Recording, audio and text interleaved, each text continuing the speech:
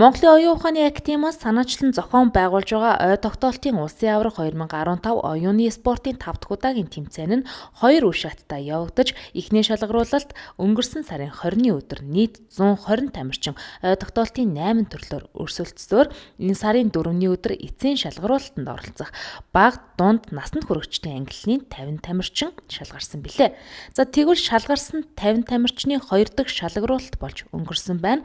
Энэ удаагийн шалгаруулалтанд оролцож байгаа тамирчид 10 төрлөөр өрсөлдөж байна. За Монголын оюун ухааны академиас 5 дахь жилдээ улсын аварга шалгаруулалт тэмцээнээ одоо 2 үе шатаар зохион байгуулсан. Эхний шалгаруулалт 3 сарын 20-нд 120 тамирчин өрсөлдөж, одоо эцсийн шалгаруулалтанд оролцох 50 тамирчны нэр тодорсон. Яг одоо 50 тамирчид маань бага дунд насанд хүрэгчдсэн англи л да мөн ерөнхийгөөрөө бас нийлбэр оноогоор хэн тэргүүлэх вэ гэдгээ бас оноогоо гаргавж байна. Яг одоогор бол 2 тэмцээний дүн гарсан байгаа. Эхний төрөл болохоор баганд өгөх зөвс. Энэ төрөл дээр дунд насны англилд бол дэлхийн рекорд шинжлэгдэн тогтоолоо. Одоо өмнө дэлхийн рекорд бол Германы тамирчны одоо 82 оноогоор тэргүүлжсэн бол одоо их мастер Пүрвж маань 16 настай нөхд маань болохоор 112 болгосон. За насанд хүрэгчдийн ангилд одоо дэлхийн рекорд мөн ялгаагүй Германы тамирчин дэлхийн чансаагаар 2 төч гэдэг Саймон Рейнхард эзэмшдэг байсан. Дөнгөж сая их мастер Цуг Бадарах маань 124-ийг 126 болж бас рекордыг шинжилэн тогтоолоо. За мөн 2 дахь төрөл болохоор 2-ийн тоол гэсэн төрөл байгаа. 5 минутын хугацаанд аль болох олон цифрыг тогтоож алдаагүй нэрлэх тэр чадвар өрсөлдөнө. Энэ дээр дунд насны ангилалд одоо дэлхийн рекордыг одоо 2 тамирчин шинжилэн тогтоосон. За энэ төрөлдөө дэлхийн рекордыг манай ингчин, төмрийн ингчин гэдэг олон улсын аварга 16 настай энэ хүүхдийг эзэмшижсэн. Өөрийнхөө рекордыг шинжилэн 750-ыг 5 минутанд 822 болов. Өөрөөр хэлбэл 5 минутанд 822 цифрыг тогтоон алдаагүй нэрлэж төрүүлээ. Цэцэг зул болохоор 810 болгосон. Өмнөх жилийн рекордыг бол шинжилсэн гэсэн. Дэлхийн рекорд энэ. За одоо ингээд дараагийн 3 дахь 4 дахь төрлүүд явагдсан. Дүн хараахан гараагүй. 5 дахь төрөл маань сая энэ олон багц цэзэр цээжлэх төрлүүд одоо ингээд явагдаад дүн гарах, дуун гарнаа.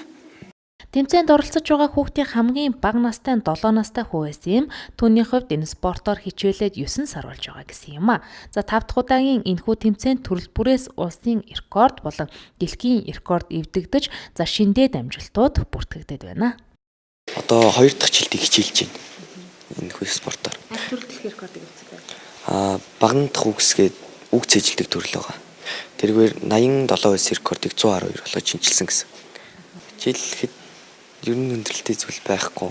Жохон цаг зав хүрэлцэн муутай байдаг тийм. Тэрнээс бусд бол зүгээр гэсэн. Ер нь амьдралд илүү их ач тустай хичээлд бас хэрэг болдог. Хичээлд ойлгохгүй зүйлээ тогтоон тий. Жишээ нь орон зохиолын хичээл дээр шүлэг цээжлэх байна. Энэ тэр англи хэл үг цээжлэх гээл ер нь амьдралд аягүй хэрэгтэй. Хэдэн настай вэ? 9 настай. Гэрийнх нь яаж хүлээж авсан бэ? Баяр төглөж авсан. Тэмцээнээр одоо энэхүү спортоор хичээлэх гэсэн шалтгаан нь юу вэ? Өөрийгөө хөгжүүлэх гэж. Хүндрэлтэй зүйл гарч ийн үү? Хүндрэлтэй зүйл жоохон гарналаа тэгтэнийх гардаг юм уу? Хүндрэлтэй зүйл нь юу вэ? Юм ойлгохгүй үедээ жоохон эргэлздэг. Анхны жилдээ хичээлж байгаа. Хичээл номд хэрэгтэй юм зээжлэхэд намаа гээд тийм үднэс энэ спорт хичээлээ болсон. Нийтдээ 100 хүзүү буюу 2 багц үзүүлсэн сая бол. Тус тэмцээний ерөнхий шүүгчээр ой тогтоолтын спортын олон улсын шүүгч Хатанбаатар ажиллаж байгаа бөгөөд тамирчдын гарах амжилтууд дэлхийн чансаад бичигдэнэ. Энэ тэмцээн нь Монголын оюунлаг хүүхэд залуусыг дэмжих, эх орныхоо нэрийг дэлхийн тавцанд гаргах, оюуны спортын тамирчдыг тодруулах, хүн бүр оюуны чадварыг дээд зэргээр ашиглаж болтгийг харуулах зорилготой юм а. За насны ангилалд төрөл бүр дээр эхний 3 байр шалгаруулж медаль өргөмжлөл гардуусгаас гадна тэмцээний бүх төрлийн нийлбэр дүнгээр эхний 3 байрт орсон тамирчдыг цом 1 сая, төгрөг 750 мянга, за 500 мянган төгрөгөөр тус шагнал урамшуулна. Тэмцээний ивент тэтгэгчээр Төгс Эрдэм САМ төрийн бас байгууллага, Мөнхийн Үсэг хариуцлагатай хувьцаат компани, за мэдээллийн ивент тэтгэгчээр За телевиз, Оллоо цэгийн сайт ажиллаж байна.